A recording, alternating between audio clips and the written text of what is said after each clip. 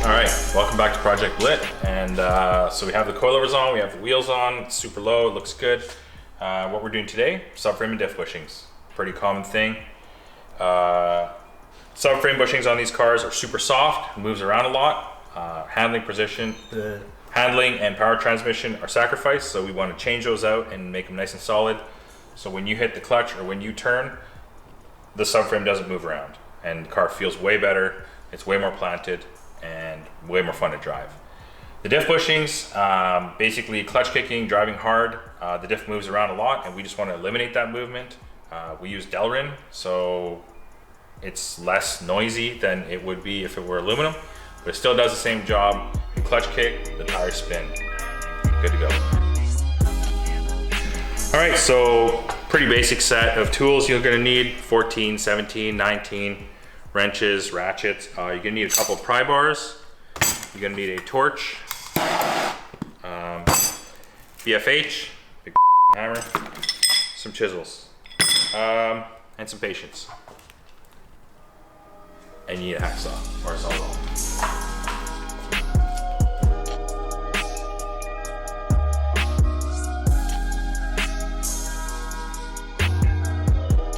So there is a bit of cutting involved. You're going to be cutting through the metal shell on the diff bushings, which are in the subframe. I use a sawzall, and if you're feeling adventurous, you can too. You just have to be careful not to cut into the subframe. You're cutting through the bushing shell. I'll show you how to do it later, but this is what I use. You can also use this if you're a little bit scared of the sawzall. Takes longer, but it's easier to do if you're not confident with something like this. All right, so we're gonna go under here. This one's actually better, I think, because then you can see my cool exhaust. All right, so the subframe bushings are right here. There are 4 of them, 2 rears right here, 2 fronts right here. If you get under here and look, you can probably see how much movement it has, because there'll be parts that are clean and parts that aren't clean, and you'll see how much movement. If you stick a pry bar in there, you can actually pry it up and down. We'll do that in a second. And then the diff bushings, 2 here, 2 here. Normally you would have 2 at the rear. This one's usually blown out.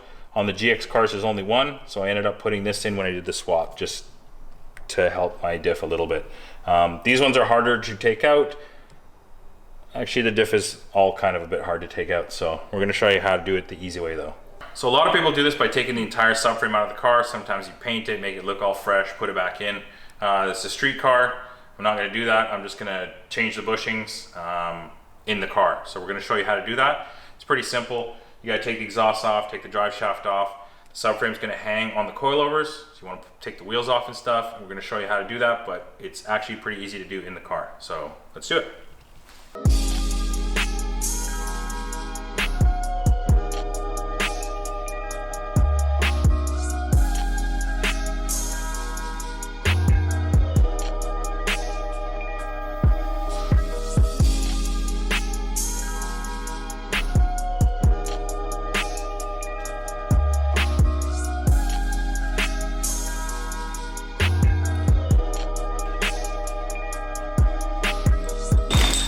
I was just really scared the axle was gonna hit me in the face.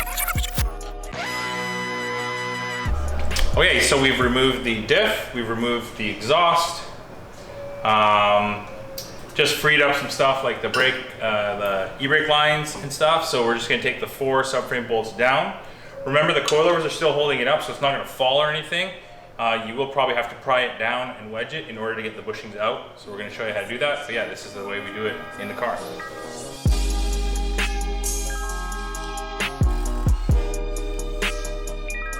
You can see how much subframe movement there is, or compliance, just by, you know what I mean?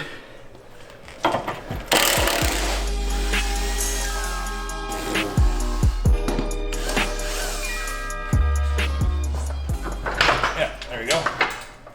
See, it's kind of floating. So what we're gonna do now is show you how to remove these bushings in situ. So heat it up till you hear some sounds, kind of like a sizzling sound. Pry it out, super easy.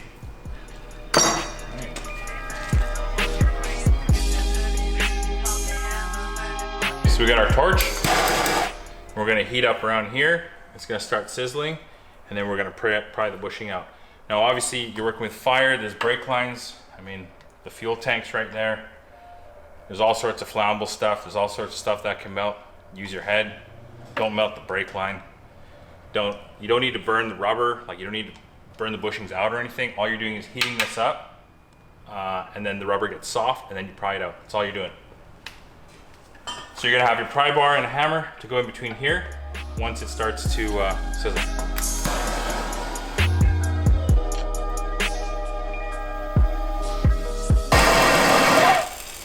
You hear that?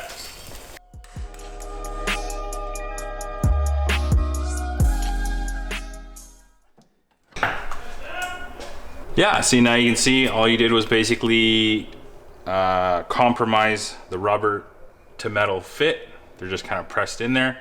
So you heat it up, rubber gets slimy and just slides right out. So we'll just do that with the other three. Good to go.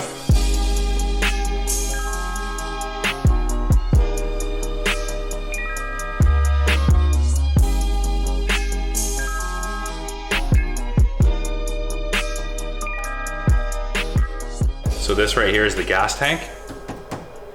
Don't heat the gas tank. Use your head. Don't heat the gas tank. Don't set the gas tank on fire. Don't kill yourself. Don't burn your car down. Just don't.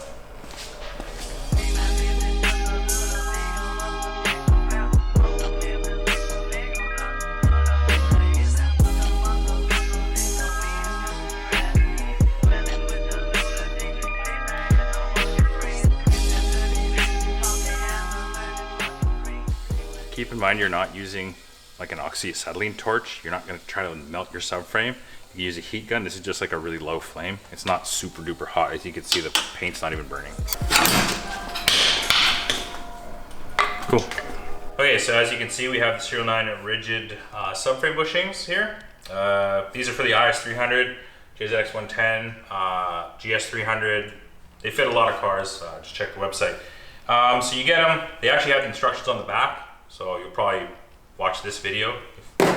Anyways, they go in place of these. So the stock ones are rubber, they're soft, they move around. These ones basically sit like this to replace that one. And then these ones sit like that to replace that one. No more movement. So let's put them in.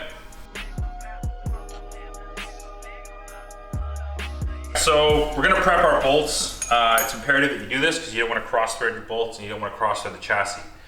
Trust me, you don't want to do that because you'll have to heel coil it. It's a big pain in the butt. These washers, you don't need them. Ditch them. One thing obviously you should probably try to do is make sure that the bolts fit through, which they do. So just take some anti-seize. You can either use copper coat or silver stuff, whatever you want. Don't skimp. You want this to slide nice, and yeah, just drip it all over and make a giant mess. Jesus Christ.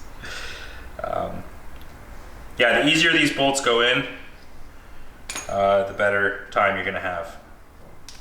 So slather them up. Jesus Christ. It's a fucking disaster.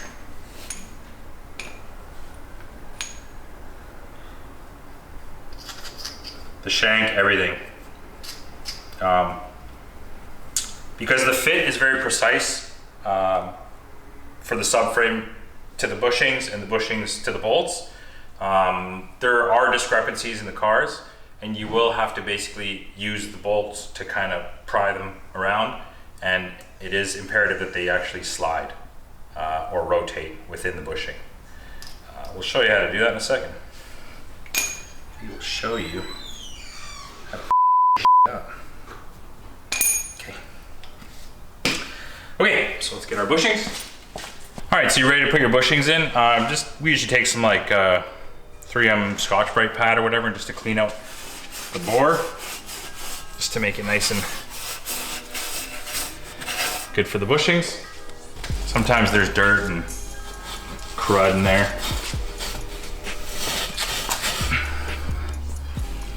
Make sure you drop it on the floor. So you want to maybe test fit the bushings in there first, just to make sure that they don't, you know, bind or something. Maybe you bent it when you were taking them out, or maybe there's some dirt or burr. So you just kind of, sort of like a dry fit. Okay, so our bushings aren't a press fit, but they are a nice tight fit. So if it goes in kind of halfway like that, you probably want to use a mallet or something like that, and you're gonna tap it up. We're not gonna put these in right now because we still have to put the upper ones in, but we do want to just test fit them. Yeah, so feels like it's gonna go in with a few taps, so I'm gonna call that good. So it helps if you have a friend for these rear ones. You kind of push the front up and then pull the back down. So I'm gonna kind of sneak this in behind here, get it ready, and give it a yank. There you go. Let's go to the other side. So we're just gonna slide this guy in, pull it down.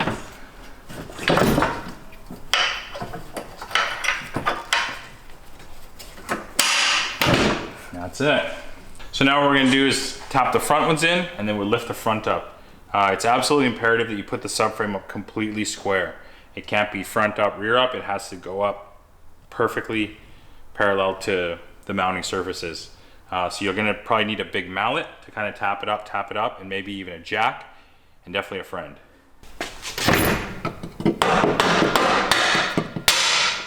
That's in. I'll go to the other side. A couple taps of the mallet should be good. If it's more than that, then you might want to reassess. Just like that. All right, so for the front ones, you have to use these brackets, then you get the bushing and the bolt. Make sure that you put these on the correct side. Right means right, left means left. Because if you don't put them in the right way, the brackets won't line up. So, and it's way harder to do it after rather than just look. It says R, L, just do it. All right, so what we're gonna do is start at the front. We're gonna put the bolt through and then lift up the front of the subframe and just get a few threads started. Do not use an impact gun, just get it started by hand.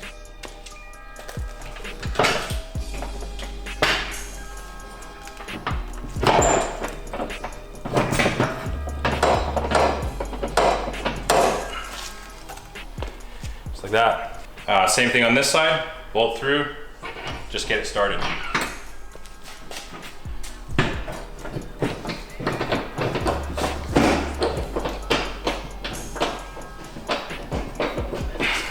All right, so now the subframe's sort of held in place. We're gonna move to the rear and just get the rear started. You can kind of see that the subframe's almost up against where it should be here. That may or may not help us, but we're gonna try to just get the bolt started. Careful, because this will fall out.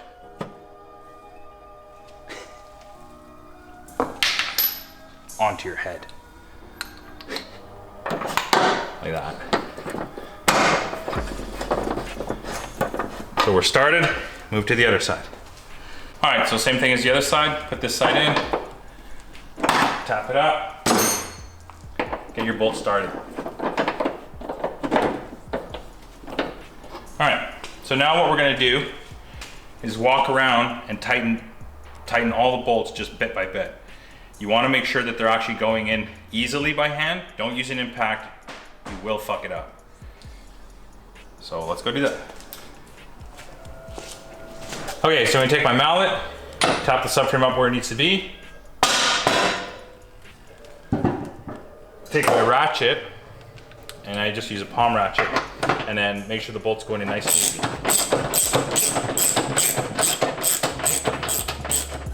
So we'll probably stop there, move to the next one.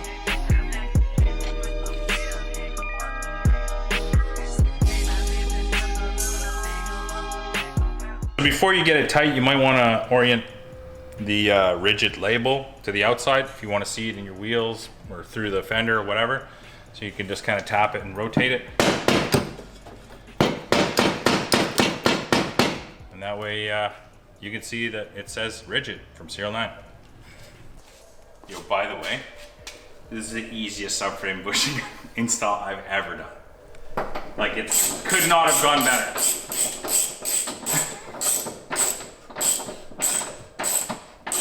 Like, I didn't even use a friend.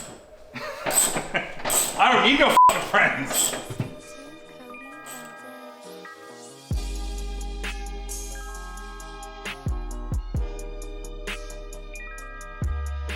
All right, so yeah, tighten them to the torque spec. I'm not sure what it is, but we'll probably put it in the video in the description or on like a right here. Anyways, tighten them. Make sure they're tight. Tight as fuck.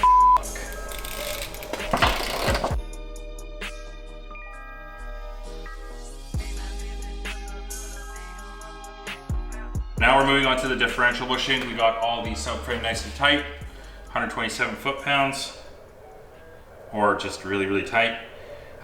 So now we have to get these bushings out. It is metal in metal, so this is a metal bushing shell in the metal diff.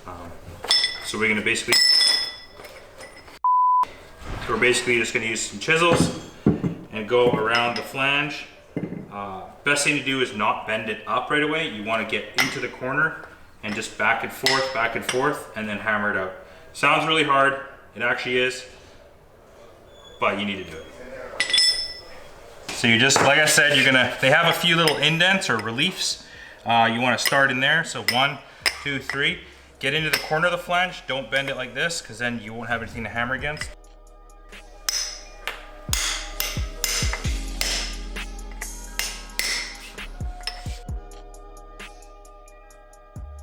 As you can see right here, it is actually coming out. So you want to kind of make sure, rock it back and forth, and basically just back, forth, all around, and it'll kind of rock its way out, and that's it.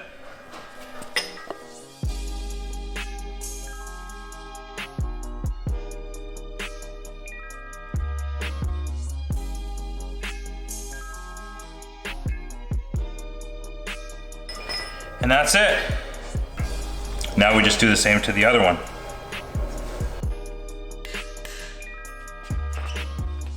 All right, so now comes the rear bushings on the diff. My car is a GX, so it didn't have the 2. Your car will likely have 2 of these guys.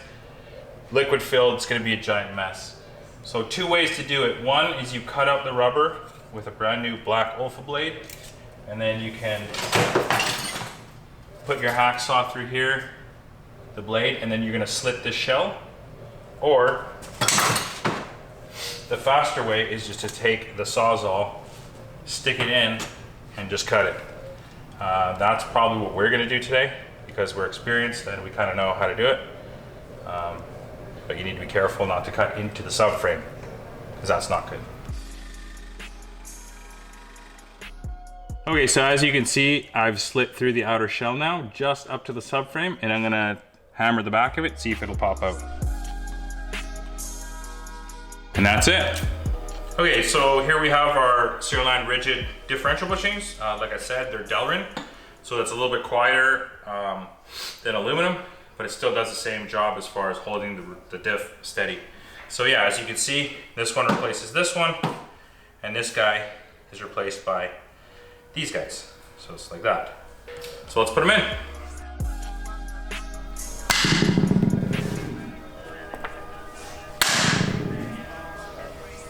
All right, next are the 2 rear bushings that go in from the back. There's a 2-hole and the 1-hole corresponding to the diff. 2-hole on the left, 1-hole on the right. It is a bit difficult to put them in because it's so close to the spare tire hump on like IS and JZX110. So you just use a combination of 2x4, mallet, some ingenuity, and they'll just tap right in.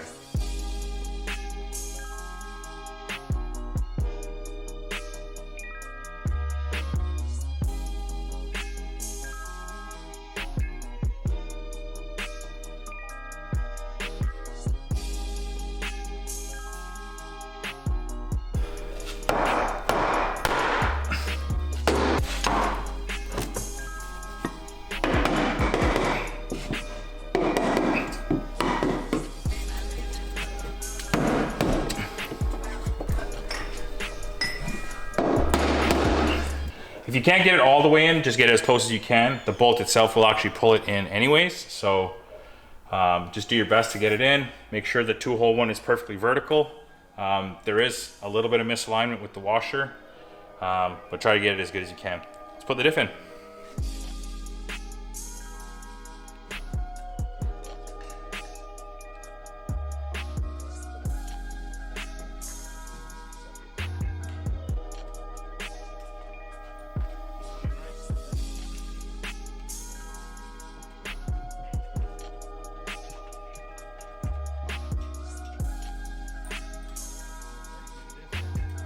Okay, so we're gonna tighten everything up. Torque specs are in the description or right here. Make sure everything's tight. These axle bolts, absolutely make sure they're tight. You know, put your exhaust back on, all this stuff, drive shaft, new fluid if you need to. Enjoy, you're gonna like it. Every shift, every clutch kick, moving off from a light, it's gonna be a lot different. You'll notice the difference instantly. Thanks for watching. And then what we do, burnout or something?